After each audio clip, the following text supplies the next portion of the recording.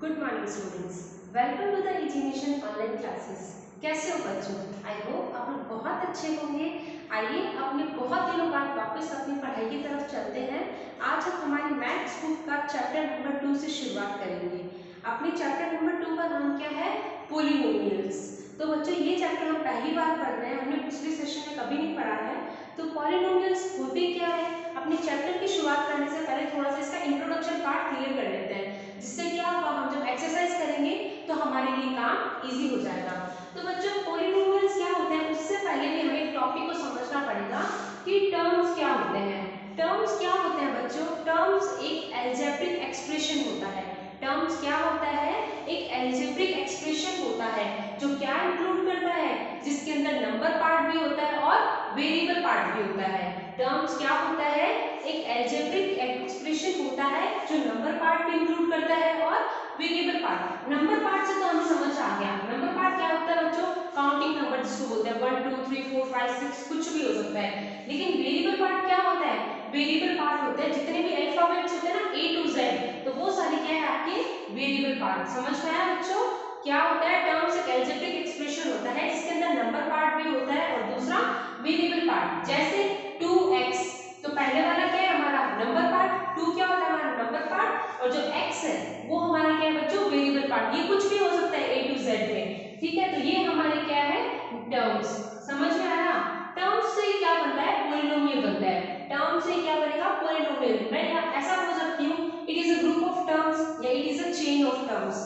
कैसे कि अगर मैं इन जो टर्म्स है उनको प्लस और माइनस के साइन से इनको जोड़ देती हूँ तो ये मेरा क्या बन गया? पॉलिनोमियल। या जिसको हम इक्वेशन पढ़ते आए हो अब तक, उसको हम इस चैप्टर में क्या पढ़ेंगे? पॉलिनोमियल्स पढ़ेंगे। टर्म्स क्या होती है? जो हमारी अलग अलग होती है, उन्हीं टर्म्स को अगर मैं प्लस और माइनस के साइन से जोड़ देती हूँ तो वो मेरी क्या बन जाएगी? पॉलिनोमियल्स बन जाएगी। बच्चों पॉलिनोमियल्स भी बहुत होते हैं, जैसे वन वेरिएबल में होता है। आप अपने इस बुक में पॉलिनोमियल्स इन वन वेरिएबल ही पढ़ोगे। जिस तरह से जैसे फर्स्ट आपको क्या देखना है? पॉलिनोमियल्स इन वन वेरिएबल। पॉलिनोमियल्स इन वन वेरिएबल। वन वेरिएबल क्या होता है? जैसे ऐसा हो 2x square minus 3x minus 7, ये आपको दे रखा है। तो ये टर्म्स तो इसमें 3 है। टर्म्स कितनी है इसमें? 3 है। लेकिन अपने को क्या पूछा है कि इसके अंदर वेरिएबल कितने हैं? तो बच्चों वेरिएबल मैंने क्या बताया कि जो A to Z होते हैं, अल्फाबेट्स होते हैं। तो देखो इस पूरी इक्वेशन में एक ही अल्फाबेट चल रहा है ना, x x या x। अब आप बोलोगे इसके साथ तो x है ही नहीं, ये कैसे हुआ? तो ये भी बच्चों इसके अंदर x होता है। देखो x यहाँ पे होता है, x की पावर क्या होती है? 0। और अपने ने पिछले साल ही पढ़ा एक चैप्टर एक्सपोनेंट्स एंड पावर, जिसके अंदर क्या होता है? अपने ने क्या पढ़ा था? अगर a की पावर 0 होती है तो उसको क्या माना जाता है बच्चों? 1। अगर a की पावर क्या होती है? 0, तो उसको क्या माना जाएगा? 1। तो उसी हिसाब से मैंने क्या किया? 7, x की पावर 0 है तो इसका मतलब 1, तो मैंने सीधा क्या लिख दिया? 7। तो बच्चों अगर अपने चैप्टर में आगे भी पढ़ेंगे, अगर खाली नंबर होता है तो उसके साथ भी जो वेरिएबल पार्ट होता है इंक्लूड होता है। शो क्यों नहीं किया जाता? क्योंकि उसकी पावर क्या होती है बच्चों? 0। और 0 होते ही अपने ने पढ़ा है पिछली क्लास में भी, उसकी पावर क्या मानी जाएगी? 1। समझ में आया? तो यहाँ पे अपने क्या लिखते हैं? सीधा 7 लिखते हैं, ठीक है? तो ये हो गया हमारा वन वेरिएबल। अगर आपको पूछे कि टू वेरिएबल क्या होंगे, तो टू वेरिएबल क्या होंगे? जहाँ पे दो वेरिएबल पार्ट हो। जैसे मैं आपको ये दे दूं, यहाँ पे दो वेरिएबल पार्ट है ना, x और y। 3 variable x y z तीनों दे दूं, 4 वेरिएबल, ऐसे वेरिएबल पार्ट बढ़ते जाते हैं, ठीक है? तो आगे अपना जो अगला टॉपिक है वो हम पढ़ते हैं काइंड्स ऑफ पॉलिनोमियल्स। अब पॉलिनोमियल्स के नाम बहुत तरह के होते हैं। पॉलिनोमियल्स भी बहुत तरह के होते हैं। पहला होता है मोनोमियल, फिर बाइनोमियल, फिर ट्राइनोमियल, और जो लास्ट होता है हमारा वो होता है पॉलिनोमियल। तो मोनोमियल का मतलब ही अपने पढ़ते हैं ना, शायद इकोनॉमिक्स में एक नाम पढ़ते हैं मोनोपोली, जिसका मतलब क्या होता है? सिंगल। तो वैसे अपने मैथ्स में है मोनोमियल क्या होता है? जो होता है एक। जैसे खाली मैं ये दे दूं 3x या मैं दे दूं 100x, तो खाली अगर नंबर दे रही हूं या खाली टर्म सिंगल टर्म बोल सकती हूँ मैं, उसको क्या बोलेंगे हम? मोनोमियल। मोनोमियल क्या होता है? जिसके अंदर एक ही टर्म होती है। बाइनोमियल जिसके अंदर 2, ट्राइनोमियल जिसके अंदर 3, और पॉलिनोमियल में क्या होता है? More than 3। इसका मतलब 4 5 6 7 कितनी भी हो सकती है, बस 3 से ज्यादा होती है उसको क्या पढ़ेंगे?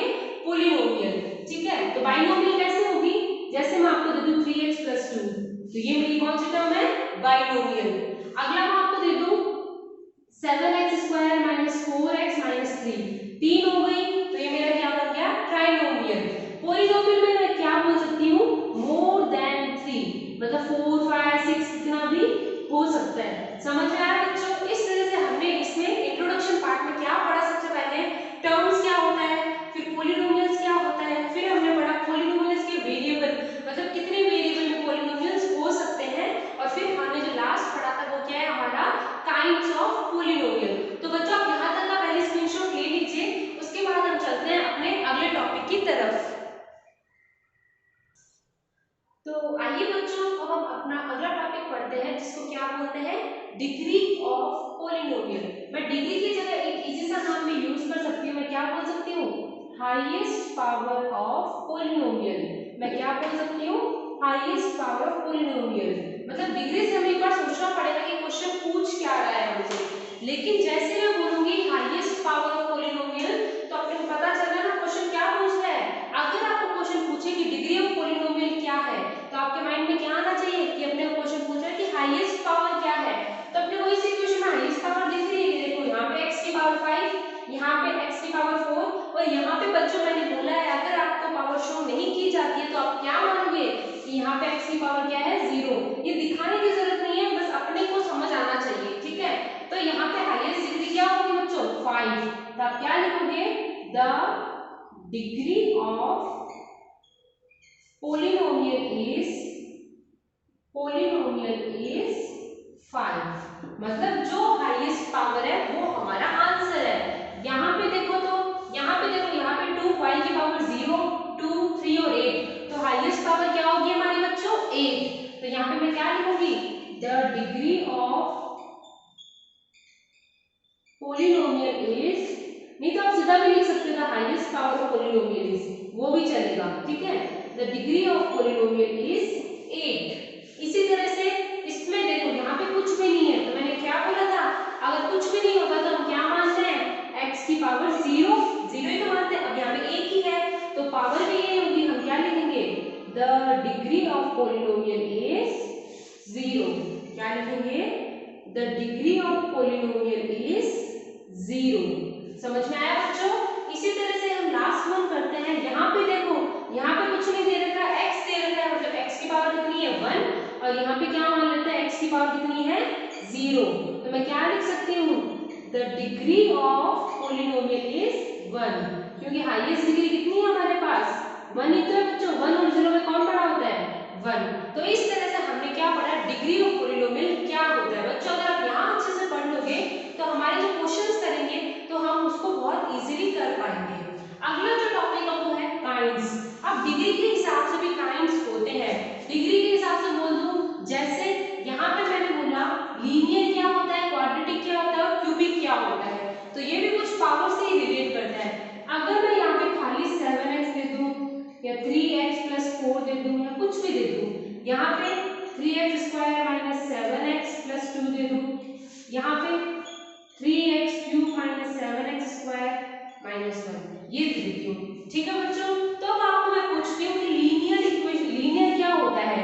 तो बच्चों लीनियर क्या होता है, जिसकी पावर 1 होगी वो क्या होगा लीनियर। देखो इसकी पावर क्या है 1 ही तो है, कुछ नहीं दे रखा, तो जिसकी पावर 1 होगी उसको हम क्या पढ़ेंगे बच्चों लीनियर। क्वाड्रेटिक जिसकी पावर 2 होगी या जिसकी पावर क्या होगी स्क्वायर होगी, जैसे यहाँ पे x की पावर कितनी है स्क्वायर, तो इसको हम क्या बोलेंगे क्वाड्रेटिक। और अपना जो लास्ट है जैसे अपने को जो सबसे बड़ा होगा ना उसी को देखेंगे। आप बोलोगे मैम यहाँ पे 7x भी तो है, तो जब स्क्वायर की पावर आ गई ना तो इसको हम नहीं देखेंगे। यहाँ पे क्यूब बड़ा है, क्यूब को देखो यहाँ पे क्यूब आ रहा है, तो ये कौन सा हो जाएगा अपना क्यूबिक। समझ में आया बच्चों? तो इस तरह से हमारा जो ये इंट्रोडक्शन पार्ट है वो यहीं पे कंप्लीट होता है। आप यहाँ तक का स्क्रीनशॉट लीजिए, उसके बाद हम चलेंगे अपनी एक्सरसाइज की तरफ।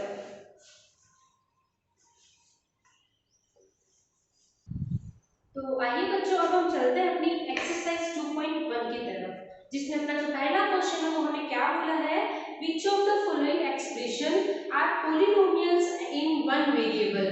मतलब आपको कुछ polynomials दे रखे हैं जिसमें से आपको क्या पूछा है आप बताओ हमें कि कौन सा polynomial है जो वन वेरिएबल में है। तो वन वेरिएबल का मतलब तो मैंने आपको क्या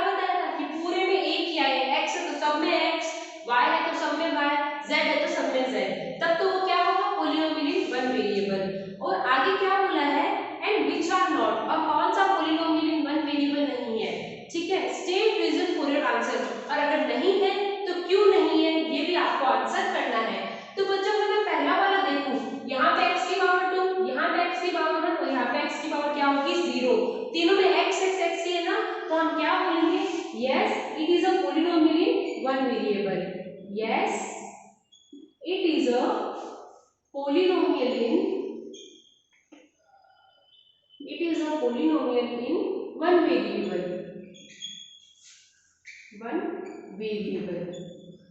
समझ में आया।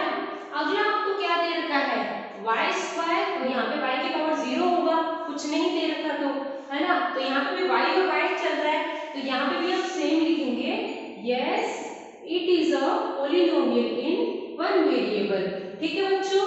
थर्ड अपने को क्या पूछा है, यहाँ पे देखो क्या दे रखा है, तो t और t, लेकिन अगर आपने अच्छे से देखे तो यहाँ पे डिफरेंस भी है, यहाँ पे क्या है रूट t और इधर क्या है t, जबकि दोनों सेम होते हैं क्या, नहीं होते।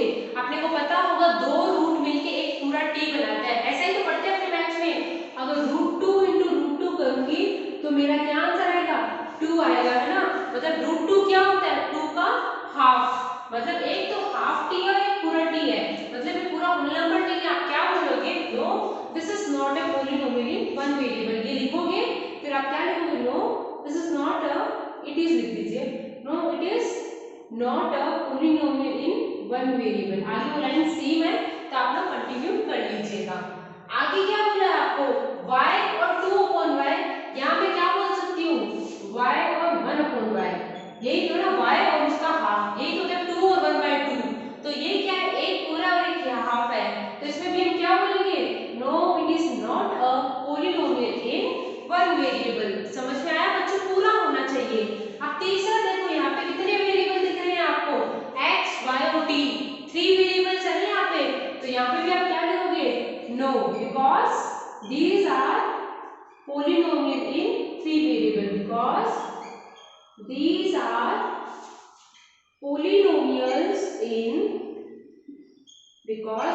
polynomials in 3 variable, जबकि अपने को तो क्या पूछा है, polynomials in 1 variable बताओ। तो समझ में आया बच्चों, इस तरह से हमने हमारा अपना क्वेश्चन नंबर फर्स्ट कंप्लीट कर लिया है। आइए क्वेश्चन नंबर 2 पे। अब क्वेश्चन नंबर 2 बच्चों आपको क्या बोला है, right the coefficient of x square.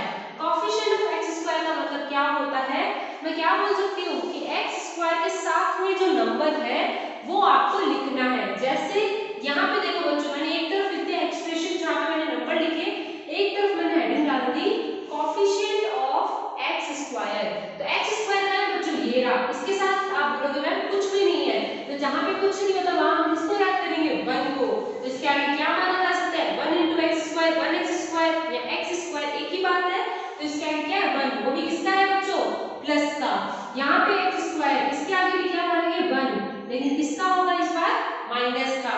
यहाँ पे x स्क्वायर से पहले क्या है बच्चों, π/2, कोई नंबर भी हो सकता है या ये भी हो सकता है। यहाँ पे अगर आप देखोगे तो यहाँ पे तो x स्क्वायर ही नहीं है, तो x स्क्वायर नहीं तो आप सीधा क्या लिख दोगे यहाँ पे 0। समझ में आया। तो इस तरह से हमने हमारा जो दूसरा क्वेश्चन था वो भी कंप्लीट कर लिया।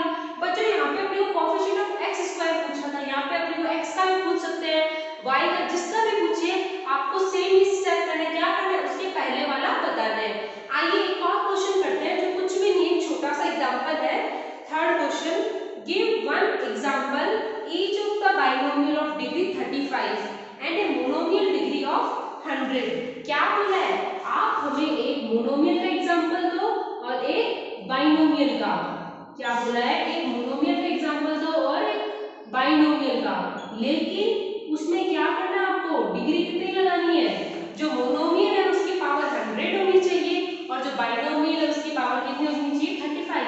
तो आप पहले अपनी मर्जी से कुछ भी लिख दीजिए, मोनोमियल मैंने ये लिख दिया, बाइनोमियल मैंने 3x + 5 लिख दिया, यहाँ तो दिक्कत नहीं है। आपने को क्या बोला है, जो मोनोमियल है उसकी पावर कितनी रखनी है, 100, और जो बाइनोमियल है उसकी पावर क्या रखनी है, 35। तो बच्चों ये बस आपको यूं ही एग्जांपल पूछा गया है, बाकी इतना इंपॉर्टेंट नहीं है। तो अपने इस हिसाब से अपने 3 क्वेश्चन कंप्लीट कर लिए हैं। आप लोग यहाँ तक का स्क्रीनशॉट लीजिए, उसके बाद हम चलते हैं अपने अगले 2 क्वेश्चन की तरफ।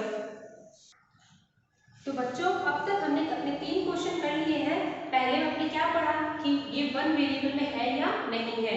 दूसरा हमने पढ़ा कोफिशिएंट्स, और जैसे कि मैंने बताया कोफिशिएंट आपका कैसे हो सकता है, किसी में पूछ सकते हैं कि आप हमें x का कोफिशिएंट बताओ, x स्क्वायर का बताओ, y का बताओ, ठीक है। तो जो भी पूछेंगे उस हिसाब से हम सिर्फ उसी नंबर को देखेंगे। जैसे मेरे लास्ट क्वेश्चन था जिसमें क्या था 3x - 1, यही कुछ नंबर होगा। यहाँ पे मैं बोलूंगा x स्क्वायर का कोफिशिएंट बताना है, तो आप यहाँ पे क्या बताओगे बच्चों, 0। क्यों 0 बताओगे, क्योंकि यहाँ पे अपने पास x स्क्वायर ही नहीं है। अगर अपने को x का कोफिशिएंट पूछ रहा होता तो हम क्या लिखते थे, यहाँ पे 3 लिख देते। तो इस तरह से हमने 3 क्वेश्चन किए थे। अगला 4th नंबर क्वेश्चन है, वो आपको क्या बोला है, right the degree of each of the following polynomials. मतलब आपको क्या करना है, आपको पॉलिनोमियल्स दे रखे हैं, इसमें आपको क्या बतानी है, डिग्री। तो डिग्री का मतलब मैं बच्चों ये बोल सकती हूँ कि क्वेश्चन आपको क्या बोल रहा है, हाईएस्ट पावर का। यही तो पूछ रहा है, मैंने आपको दूसरा नाम बताया डिग्री का क्या होता है, हाईएस्ट पावर। तो आपको दिख रहा होगा कि ये जो पॉलिनोमियल्स है 5x³ 4x² और 7x, इसमें हाईएस्ट डिग्री या हाईएस्ट पावर कौन सी है। तो हाईएस्ट पावर मुझे दिख रही है ना, कितनी है, x की पावर 3। तो मैं यहाँ पे बच्चों क्या लिख सकती हूँ, the degree of polynomial is, the degree of polynomial is 3। मतलब जो हाईएस्ट पावर होगी वही हमारी डिग्री होगी। इसमें देखो 4 y की पावर 0 और यहाँ पे y की पावर 2, तो 2 और 0 में कौन बड़ा है, 2। तो वापस आप वही लिखोगे, the degree of polynomial is 2। समझ में आया बच्चों। और एक और चीज होती है कि अगर आपको कोई भी इक्वेशन ऐसे दे रखी हो, जैसे 3x की पावर 2 माइनस 4x की पावर 4 माइनस 3x³ माइनस 2।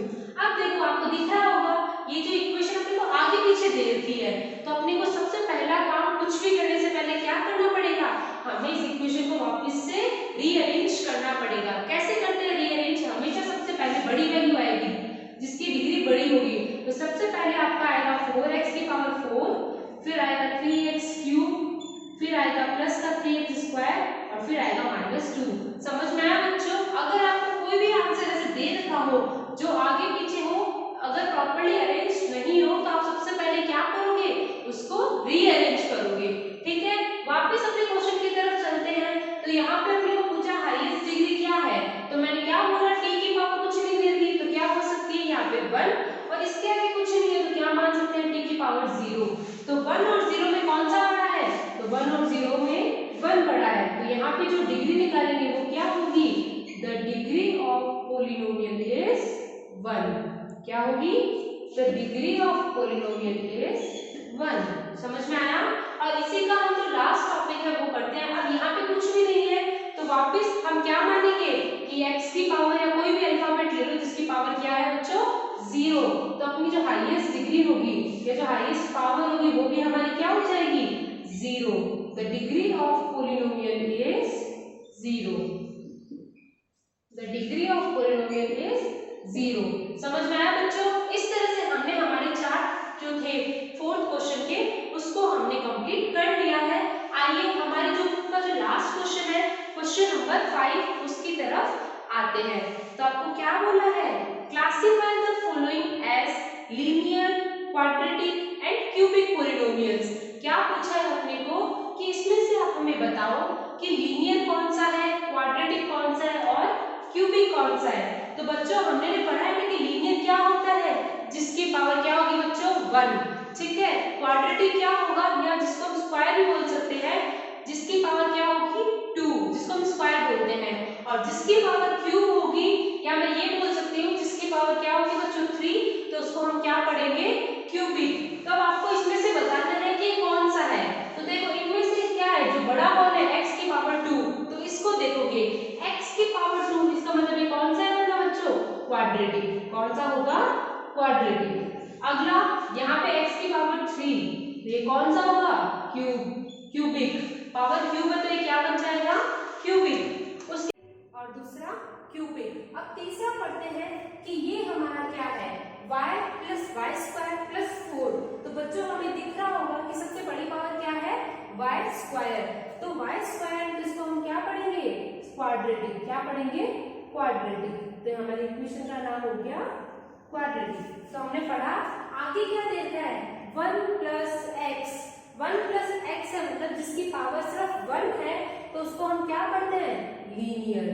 क्या पढ़ेंगे, लीनियर। अगर आपके माइंड में बच्चों ये क्लियर है ना कि लीनियर, क्वाड्रेटिक या क्यूबिक किसको कहते हैं, तो आपको कोई भी प्रॉब्लम नहीं आएगी। जैसे 3t, इसके आगे कोई पावर नहीं है तो मैं 1 मान सकती हूँ, और 1 आते ही हम क्या मानेंगे इसको, लीनियर।